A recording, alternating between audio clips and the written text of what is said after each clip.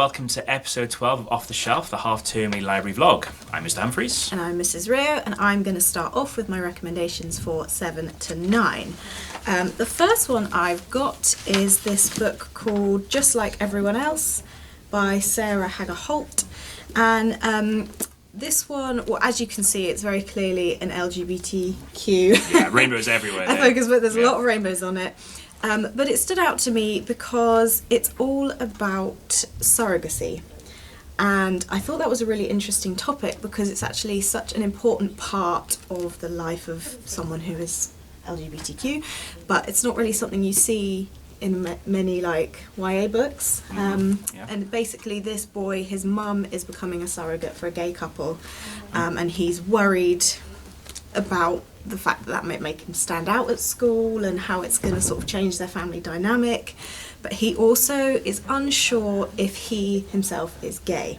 And so he's also worried it might shine a spotlight on him and make him feel like he has to come out sooner than he's ready. So it's sort of a multifaceted thing, but I liked the idea of a young character who's sort of still learning about that part of them. They're not sure yet, they're kind of finding out about who they are and where they sit, and I think the topic of surrogacy weaving in that is really interesting. So yeah, I think this will be a good one.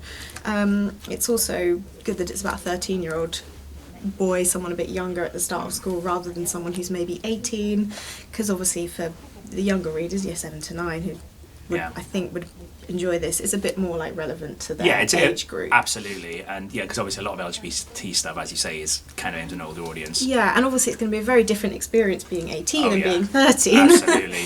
And you might be more sure of yourself at 18 than you might be at 13 in terms of, your identity and things like that. So yeah. Indeed. She's written other LGBT stuff as well. She has, yeah, she's really good. Worth checking out if you like this one. Yeah. More of her stuff. Yeah. Brilliant. Fine, pretty good. Next one, another fiction book, is this book called Cosima Unfortunate Steals a Star. Good title. Yeah, it's really good, isn't it? And basically this focuses on a group of disabled children who come from a home for the unfortunates, and they plan a heist to steal a priceless gem to basically get themselves lots of money by the sounds of it and sort of start a new So one way to get lots of money, isn't it? Start a new life. I'm sure there's a lot more that happens in between, but this stood out to me because obviously we've got a disabled main character, and all the main characters are disabled in a myriad of ways. One of the characters is in a wheelchair because she had polio. Another character is partially deaf, I think. But it's just an interesting one because it shows that just because you have a physical disability, it doesn't mean you can't do all these exciting stuff. You just might do it a bit differently. And that's something this book focuses on. The way that they go about this big thriller mystery heist is different than what you might see in other books, but they're just as successful, maybe. You'll find out if you read it. Yeah. Sounds like first book that springs to mind is The Good Thieves, Catherine Rundell. Yeah. That's the highest one, but again with the twist, different angle, different approach. So. And it's all set in the Victorian era, and it these kids come from a home where they get sent, sometimes not from the parents' choice because they're deemed unfortunate because of the hand that life has dealt them. So I think that's also interesting to think of that point of view of how people were treated in the past and how far we've come, but also there is a lot of things that we still need to do, and reading a book like this will be good to help you learn about life from maybe a different point of view than your own sort of lived experience. So yeah, multifaceted book again, lots of things you can learn from that one. But also it's just a big fun heist, and we know people in this library and in this school love a mystery thriller, so ticks a lot of boxes for you guys. Very popular genre, yeah. Yeah. And my last one is a non-fiction book called Lands of Belonging, and it says a history of India, Pakistan, Bangladesh and Britain, and I think it's written by two siblings, and it's the first thing they've written. And basically they sort of started to realise that in this country we maybe don't know enough about the relationship between India and all these places and Britain as maybe we should, because our histories are very intrinsically tied. And this book is basically just a really accessible, illustrated, easy to sort of read and understand book all about the connection between history of India and Britain and empire and, you know, It looks very flavors accessible. and things like that. Yeah, and food and how it sort of changed the way we live our lives, and even some of the words we use come from Indian languages. And I think it'll be really interesting because, especially, you know, recently with the passing of the Queen, I think a lot of people, and I've heard a lot of people talking about empire after this, because it's kind of made people start to think about the monarchy again and all that kind of stuff. Yeah. So I think this is a really timely one to kind of read if you're interested in it. Year 9, current Year 9s, don't forget what you did during Activity Week. They did an Empire Day Yes, as part of it. So this follows up from that. So yeah, find no, out more. it looks great. I need to read through it myself. But yeah, if you're interested in slightly more modern history and, you know, how these two places are linked and, you know, the negative and positive impacts that they've had on each other, this will be a really good one to read just to sort of start that learning journey. Yeah. So those are my 3. All right, brilliant. Thank you, Mrs. Rio. Right, I'm going to start with you just had a historical one there. So for older readers, for year 10 to 13, I'm going to start with a historical one. And this is A History of the Roman Empire in 21 Women by Emma Southern. Now, this is a very witty and unapologetically, I would say, feminist take on the Roman Empire. The Roman Empire is something that we all think we know. I mean, it's something that we all learn about in primary school. And, you know, we think we know a lot about it. And, you know, history, the study of history, I mean, the clue's in the name, right? It's history. And it tends to be sort of male-focused, very male-orientated. And, you know, if you think of the Roman Empire or the Roman emperors, they're all men. I think it logically follows that, it's the same approach with conventional history as far as the Roman Empire goes. So what this book does, it redresses the balance, it flips the narrative and places women at the heart of the history. Okay. sorry, I couldn't resist. And by doing that, it only actually deepens our understanding because it's going outside of, you know, traditional narratives around the Roman Empire, and we're taking a different approach to it. And you know, I've got a quote here from, you know, in her words: "When Romulus founded Rome, he knew that his city would not be complete until it included women. The history of Rome is equally incomplete without them." So that's a good quote. Yeah, absolutely. So it's a principle that definitely extends to this book. So yeah, can only add to the annals of the many texts of Roman history. So that's my first choice. Now, next up, I've got Study for Obedience by Sarah Bernstein. Now, it's my fiction choice for this episode, and it recently we've had the book shortlist announced, and this is the book that stood out to me from the shortlist this year.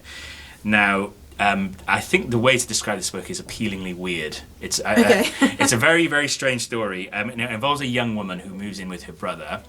He lives in a rural, remote area of Canada, I believe, and he's on his own because his wife has left him, and he just needs help because he's just a bit like men, a bit rubbish and useless, and doesn't know how to run a house. Now, after she arrives, weird things start to happen. Livestock starts to die, crops start to fail, and she feels like the locals are starting to pin the blame on her because she's an outsider. You know, she's an outsider coming in. So it's kind of about that, partly, you know, xenophobia, outsiders coming in and people being suspicious of them and strange events that happen. But also she's a woman. And, you know, we still, perhaps, some people still think women's place is at home, women should know their place. And clearly, again, it's in the title, Study for Obedience. So it's sort of like it's about the absurdity of like these patriarchal structures that casually oppress women, and just, you know, and the dangers of limiting them like that. Now, because it's so weird as well, it's been compared to Franz Kafka. Now, Franz Kafka is a favourite of mine. You know, think of things like Metamorphosis, where the guy wakes up, he's an insect. And so you can see there's some of that going on here as well too. So it's sort of like Kafka updated for our own strange and dislocated times, albeit with a strong feminist bent. Yeah. And it's also written in a very sort of seemingly prosaic but lyrical style as well. So yeah, it's quite short, also very, very accessible. So yeah, the book shortlist has generated a lot of controversy or commentary, at least, because it's sort of male dominated and only 2 British authors. But here's one of the 2 female authors that are on it. So that's that one. And last but not least, I have got The Coming Wave by Mustafa Suleyman. I hope I'm saying that right. AI. This is all about AI. AI is everywhere. You know, it's in the news, and in equal measure, it's presented as both a threat and an opportunity. It's both seen as dangerous and exciting. And there's so much going on. There's so much white noise about it. It's hard to know where to start with it, right? So I think this book might be the place. Now, obviously, I add the caveat: AI is constantly evolving. This book, this time next year, this book might well be out of date. That's true. Yeah, It's so constantly evolving. But this is as close as we can get to it because the author, he is the co-founder of one of the co-founders of DeepMind, which is one of the biggest AI firms. And so it's a very thorough and comprehensive walkthrough because he's one of the insiders. He knows what's the developments over the decades that AI has become a thing. And he sort of talks about how we got here, where we are now, and where we might go.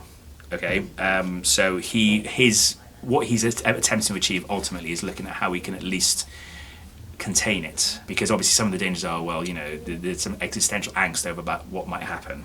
So he's looking at how do we, at least if we can't contain it, how do we at least slow down some of the more potentially dangerous impacts. Now, just to give you a sort of flavour of of his approach here, he, in the prologue, he poses the question: what does the coming wave of technology mean for humanity? As we stand at this turning point, we are faced with a choice between a future of unparalleled possibility and a future of unimaginable peril. The fate of humanity hangs in the balance, and the decisions we make in the coming years and decades will determine whether we rise to the challenge of these technologies or fall victim to their dangers. But in this moment of uncertainty, one thing is certain: the age of advanced technology is upon us, and we must be ready to face its challenges head on. What I've just read there was produced by AI. Wow. Okay. It was not produced by him. And he says here, the above was written by an AI, the rest is not, although it soon could be. This is what's coming. So this is where we are. Okay, so I saw your reaction here, Mrs. Rio. So, it sounded like a human voice I wouldn't Indeed. have necessarily known. Sometimes it's really obvious. But that wasn't. That was not. So you can see how capable AI is of self-awareness and analytical responses now. Yeah. And who knows where it might be in the future. So for this reason, this is a really important book. Yeah.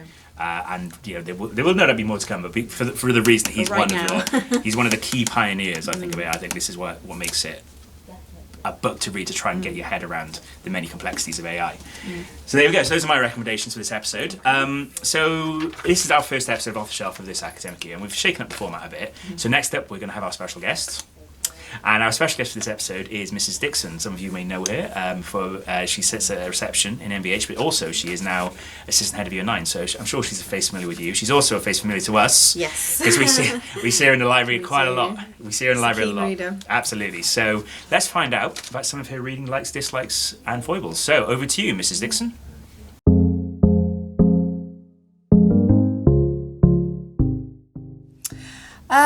A recent read I have thoroughly enjoyed is a book called Small Great Things by Jodi Picoult. The story is about an African-American midwife and the racism surrounding the care that she gives a white supremacist family after they have a newborn baby boy. I found it really thought-provoking. In fact, it was the first time I'd heard the phrase unconscious bias, and it really did get me thinking about my own behaviour and the issues surrounding how we are perceived by other people.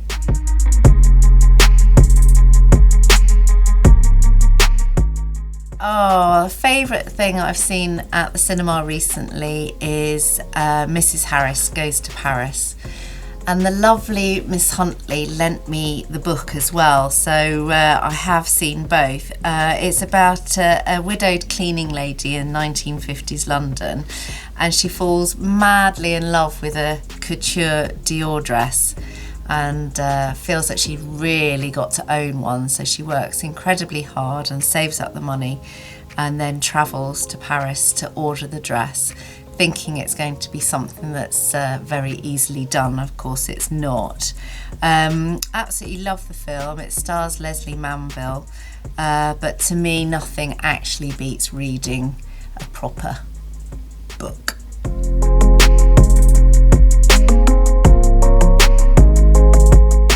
Oh, my favourite book from my childhood is Virginia Andrews' The Flowers in the Attic series. It's a suspenseful thriller about family greed, murder and forbidden love. I spent the whole of my teenage years reading this series of books and sharing battered copies with a big group of my friends.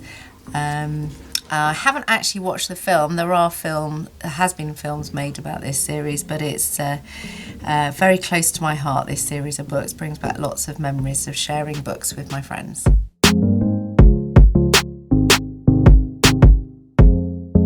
The book that I think is vastly overrated is Harry Potter by J.K. Rowling.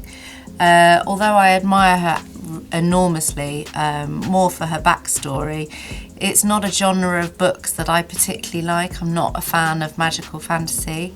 However, I think I've learned as I've got older not to rule out a genre, so I have actually read the first one, but I didn't really enjoy it, but I wanted to understand what people's fascination with it was.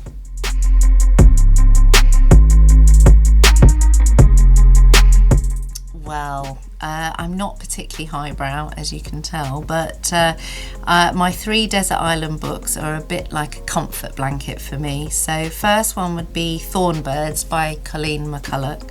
It's a family saga set in the Australian outback, and I absolutely loved it, and I've read it numerous times. My second one is Little Women by Louisa M. Alcott. That is just a beautiful, beautiful story, and I love it very much.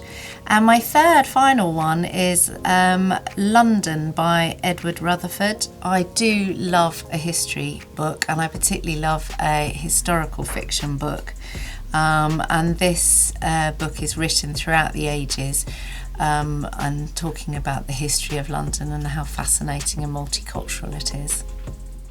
Thank you, Mrs. Dixon. Okay, so next up we've got a brand new, all-new feature, and it features our pupil librarians. Our pupil librarian team are going to be taking over a segment of Off the Shelf.